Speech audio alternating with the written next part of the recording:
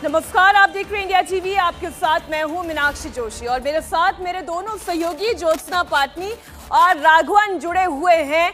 बात होने जा रही है मिशन चंद्रयान 3 की, जो कामयाब रहा है और इसी से जुड़ी हुई एक बड़ी खबर। ज्योत्सना, बिल्कुल मीनाक्षी, बड़ी खबर से शुरुआत करते हैं। भारत ने चांद पर तो कदम कल ही रख दिया था, अब घूमना फिरना भी शुरू हो चुका है। घूमने फिरने का मतलब चहलकदमी शुरू हो गई है। चहलकदमी शुरू हो चुकी है। विक्रम लैंडर के अंदर से प्रज्ञान रोवर बाहर आ चुका है और रात 12:30 बजे से ही काम करना उसने शुरू कर दिया है। और इस वक्त की ये जो खबर आप देख रहे हैं, ये बेहद ही उत्साहित करने वाली और इंपॉर्टेंट खबर है। उस वक्त रोवर प्रज्ञान चांद की सतह पर वॉक कर रहा था और वो तस्वीरें हम आपको दिखा रहे हैं, कैसे वो विक्रम लैंडर के रैंप से धीरे धीरे नीचे उतरा और चांद की सतह पर आया और उसने वॉक करना शुरू किया। सूरज की रोशनी पड़ते ही प्रज्ञान के जो सोलर पैनल्स हैं वो एक्टिव हो गए हैं, बैटरी चार्ज होने लगी है और जैसे ही बैटरी चार्ज हुई तो समझिए प्रज्ञान रोवर में जान सी आ गई और साइंटिफिक इंस्ट्रूमेंट्स जो उसमें लगे थे उनकी मदद से वो चलना शुरू हो चुका है। ये जो तस्वीर है, कल जब हम डिस्कस कर रहे थे, आप बता रहे थे कि जब प्रज्ञान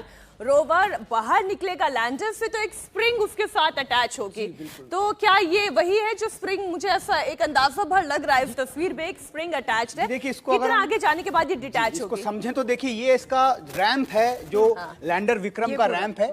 ये जो आप व्हील देख रहे हैं, ये पहला व्हील प्रज्ञान रोवर का है। ये बताया गया हमें कि करीब रात 9:15 से 9:25 के बीच ये पहली बार लैंडर विक्रम का रैंप खुला और धीरे धीरे इस प्रज्ञान रोवर ने बाहर कदम रखा। इस प्रज्ञान रोवर की जो पिछला हिस्सा है उससे एक एम्बिलिकल कॉर्ड उसका नाम दिया गया, तो आप अंदाजा लगाया जा सकते हैं। बिल्कुल, तो वो जो कॉर्ड थी वो जैसे मां और बच्चे के बीच में एक कॉर्ड होती है। हाँ, तो ये बर्थ ही कह लेते हैं। बिल्कुल, ये बर्थ था प्रज्ञान रोवर का और उस वक्त तक, मतलब पिछले 42 दिनों तक प्रज्ञान रोवर जो है वो सोया हुआ था। आप इसको ऐसे समझिए कि उसकी बैटरी सब बंद थी। जैसे ही ये रैंप खुला उसके बाद प्रज्ञान रोवर बाहर निकला और कम से कम कह सकते हैं कि 1 से 1.5 घंटे का वक्त प्रज्ञान रोवर को लगा जब उसकी सोलर पैनल्स के खुले, बैटरीज चार्ज हुई, उसके बाद वो एक्टिव हो गया। सबसे पहले ये चेक किया गया कि उसके कैमरेज काम कर रहे हैं कि नहीं कर रहे हैं। उसके बाद जो साइंटिफिक इंस्ट्रूमेंट उसमें लगे हैं, क्योंकि अब जो असल काम करना है, जो साइंटिफिक एक्सपेरिमेंट की जिसकी बात हो रही है अगले 13 दिनों में,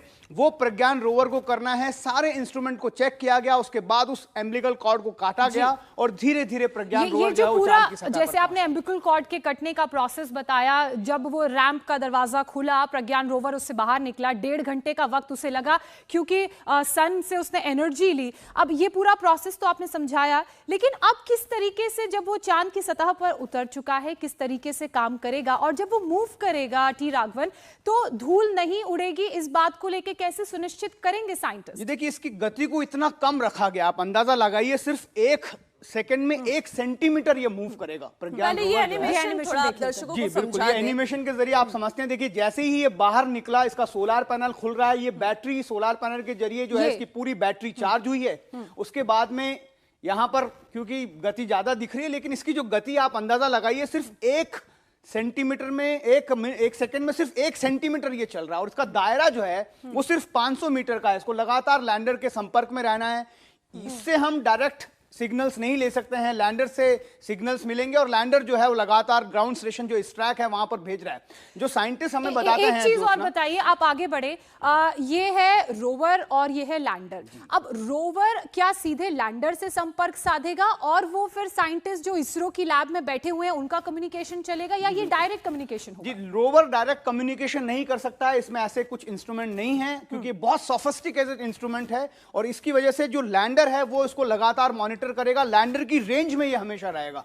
500 मीटर की बात हो रही है, 500 मीटर उसको ट्रैवल करने में आप जानिए कितने घंटे लग जाएंगे। उस वक्त इस पर 2 साइंटिफिक इंस्ट्रूमेंट जो बहुत ज्यादा जरूरी इसलिए है क्योंकि साउथ पोल रीजन में पहली बार हम वहां पर पहुंचे हैं। ऐसा बताया जा रहा है कि जब से चंद्रमा का उद्भव हुआ है तब से उस जगह पर कुछ भी हलचल इतनी ज्यादा नहीं है। और एक और चीज जो इस प्रज्ञान रोवर की इंजीनियरिंग के बारे में आप बताएं, जब ये बाहर आता है हमने ये देखा कि एक फ्लैप जैसा ये खुलता है, ये एग्जैक्टली क्या है? ये बिल्कुल ये दर्शकों को समझाएं।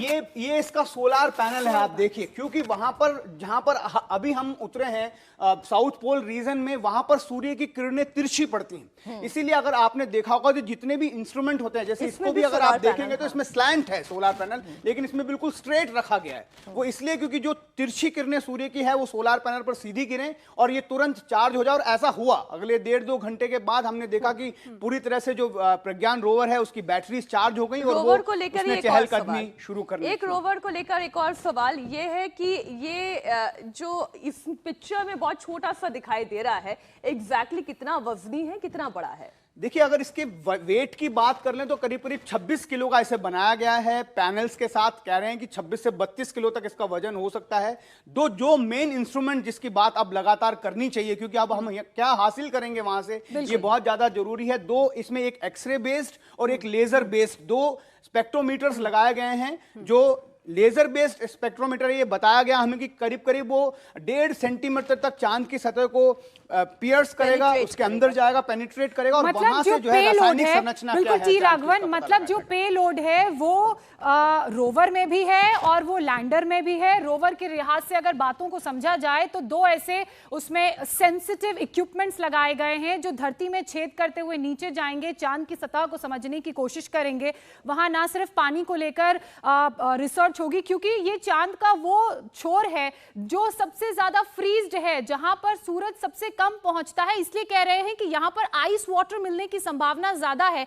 और अगर यहां पर आइस वाटर मिलेगा तो वो इस लिहाज से भी फायदेमंद है कि जो बहुत सारी चीजें चांद में सालों साल पहले हुई होंगी वो बर्फ में फ्रीज हो गई हैं, तो उनको पढ़ना, उनको समझना बेहतर होगा। इसके अलावा सेस्मिक एक्टिविटी वहां पर कैसी है उसका पता प्रज्ञान रोवर के अलावा लैंडर की मदद से लगाया जाएगा। और इसलिए ये जो 14 दिन रहने वाले हैं ये बेहद ही महत्वपूर्ण माने जा रहे हैं।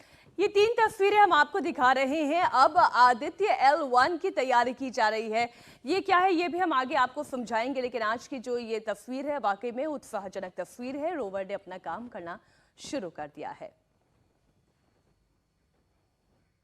इंडिया टीवी हर वक्त हर जगह डाउनलोड करने के लिए सर्च करें India TV news Google play store या ऐप स्टोर पर।